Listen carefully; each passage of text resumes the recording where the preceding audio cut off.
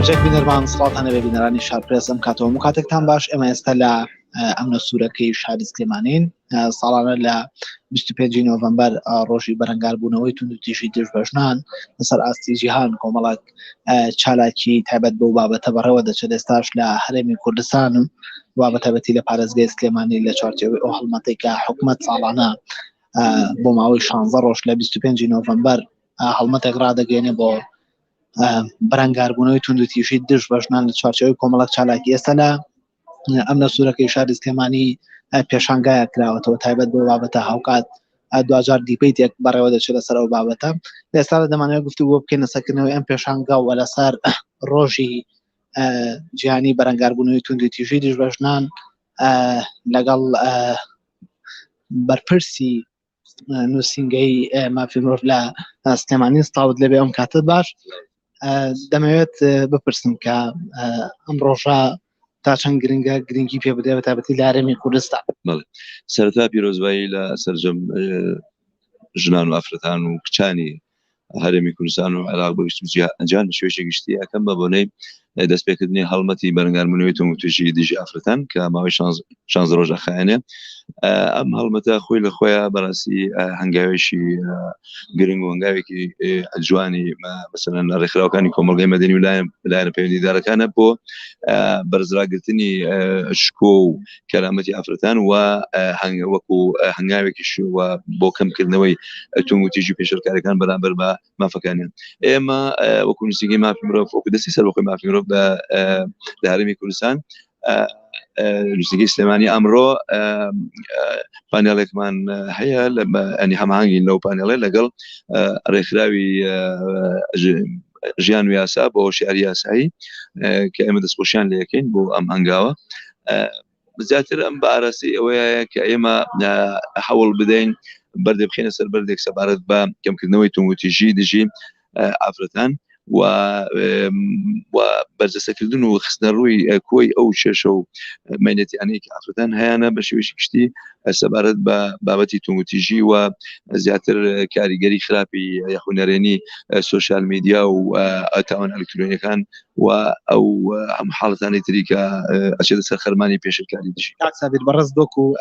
سەرۆکی نووسینگەی مافی مرۆڤ لە سلێمانی بە پێوە بە دووادەچوونەی کە کردوتانە تاوەکو ئێستا داتاکان چیمان پێڵن لە ئێستادا ئاسی تونند و تیژی دژبەژنان لەسەر ئاستی هەرێمی کوردستان و پارێزگای سلێمانی بە دیاریکراوی لە چه ئاستێکدا لەسەر ئاستی هەرێمی کوردستان بەگشتی ئەکرێ نێتوانم بڵێم ئامارەکان کەم نین زۆرە، بەڵام بە بەراورد بە دو سێ ساڵی ڕابردوو ئەو ئامارەی بەدەستیمە گەشتووە 7 مانگە یعنی هەندێک لە سێکتەرەکانی تونند و تیژی زۆر کەمبووەوە، یعنی ژمارەی پێشەکاریەکان و تونند و تیژەکان کەمتر بووەوە. ینی ئەمە خاڵێکی ئیجابی ئەجێگەی ئەنی ئومێدە، بەڵام بە شێوەیەکی گشتی تونند و تیژی هەر بەردەوامەوە هەر هەیە، ینی تونند و تیژیش بە شێوەیەکی ڕادەبەدەر. ئێستا بەشێکی زۆر لە تونند و تیژەکان لە ناو خودی خێزانە ڕوەدا، بەشێکی تر لە تونند و تیژەکان بەهۆی خیانەتی هاوسەرگیری و بەهۆی زیاتر بابەتی ئەو کێشانێکە لە ڕێگەی سوشال میدیا و تووشی خێزانەکان ئەبێت، تووشی هاوسەرەکان ئەبێت، زۆربەی و کەسانش کە ئەو کەسانش کە ڕوبەڕووی دادگا کراوەتەوە هەر لەم بابەتانە خۆی بینێتەوە. بەڵام بەگشتی ئێمە وەکو دەستە سەربەخۆی مافی مرۆڤ و نووسینگەی سلێمانی با بڵێن هەوڵی ئێمە بۆ ئەوەیە کە ڕێگرمی لە بەردەم پێشەرکاری و لە بەردەم تونند و تیژەکان بە شێوەیەکی گشتی. ئەم هەڵمەتانە تا چەند گرنگیان پێ بدرێ، پەرایان پێ بدرێ بۆ هۆشیارکردنەوەی ئاستی تاک لە کۆمەلگادا، تا چەند پێویستە گرنگی بەم جۆرە پرۆژانەوە بەم هەڵمەتانە ئەم جۆرە ئیڤنتانە و ئەم جۆرە ینی هەڵمەتانە بەگشتی زۆر گرنگە بۆ زیادکردنی ئاستی هۆشیاری کۆمەڵایەتی، ینی ئاستی هۆشیاری تاک بە تاکی کۆمەلگا سەبارەت بە ڕێزگرتن لە مافەکانی ژنان و لە بەرچاوگرتنی ینی کۆمەڵێک مافی ئەوان کە بارەسەی ئەوەی کە تونند و تیژەکان ینی کەم بکرێتەوە، ڕێز لە شکۆ و لە کەرامەتی ژن بگیرێ، هەوڵ بدرێ ئەگەر کێشەیەکی بچووک ڕووبا لە ناو خێزانە ئەگەر لە ئەنجامی دەمەقاڵەیەکەوە بێ یا لە ئەنجامی بۆ نمونە تەلەفۆنکردنی مەسەلەن کەسێکی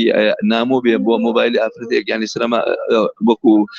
بیستوشمانەوە وەکو بینیمانە با بڵێن چەنەها کێشەی کوشتن و پێشەکاری گەورە گەورە ڕوویاوە بۆی ئەمەش ئەگەرێتەوە بۆ جۆرێک لە بەدحاڵی بوون و ئەگەرێتەوە بۆ نەبوونی وشاری تەواو سەبارەت بە معالەجەکردن و چارەسەرکردنی کێشەکانی ناو خێزان لەبەرەوە ئەبینی لە ئەنجامە ینی کوشتن و ینی کوشتن یا خۆ کوشتن خۆسووتانی لە یەکەوێتەوە یا کەسێکە ڕوبەڕووی دادگاکرێتەوە و ینی کاتێکی زۆرە خایەنی بۆی یەکلای کۆتا پرسیارم ئەوەیە ساڵانە لە 25 نۆڤەمبەر حکوومەت یاریمی کوردستان هەڵمەتێکی 16 ڕۆژی ڕادەگەیەنێت ئامادەکاریەکان بۆ ڕۆژانی دواتر چییە بۆ ڕوبەڕووبوونەوەی توندوتیژی دژبە ژنان و هەڵمەتەکان من ئەوەی ئاگدار بم ڕێکخراوەکانی ژنان و ڕێکخراوەکانی تری کۆمەڵگەی مەدەنی پەیوەندیدار و خودی ئەنجومەنی باڵای خانمان لە حکوومەت یاریمی کوردستان ئەمان دیارە کۆمەڵێک پرۆژە و کۆمەڵێک هەنگاوی باشیان هەیە بۆ بەڕێکردنی ئەو 16 ڕۆژە ینی پرچالاکی و ینی ئەزمموی باش بۆی کە کۆمەلگا سوود لەم هەڵمەتە نیشتیمانی وەربگرێ بۆ ئەوەی ینی قەباری توندوتیژەکان و پیشەکاریەکان کەم بکرێتەوە لە ئایندەیە. سپاس بۆ بەڕێزیشتمان. بەڵە بڕزان ئەوەی کە گوێبیستی ونوتەکانی سابر عەبدوڵڵا کەریم بەڕێوەبەری نووسینگەی مافی مرۆڤ بوو لە سلێمانی کامڕۆ لە ئەمنە سوورەکەی شاری سلێمانی پێشەنگایەکی تایبەت بە نمایشکردنی چەند تابلۆیە کە سەرجەمیان دەلالەت دەکات لە توندوتیژی بەرامبەر بە ئافرەتان کە بەشێک لەو ئافرەتانە بە بیانووی شەرەف لە ماوەی ڕابردوودا لەلایەن هاوسەریانە یاخود براکانیان یاخود کە سوکاریانەوە کوژراون. لە ئێستادا پاشکەمێکی تر بڕیارەکە دیبیتێک لێرە بەڕێوە بچێت تایبەت بە پرسی توندوتیژی دژبە ژنان.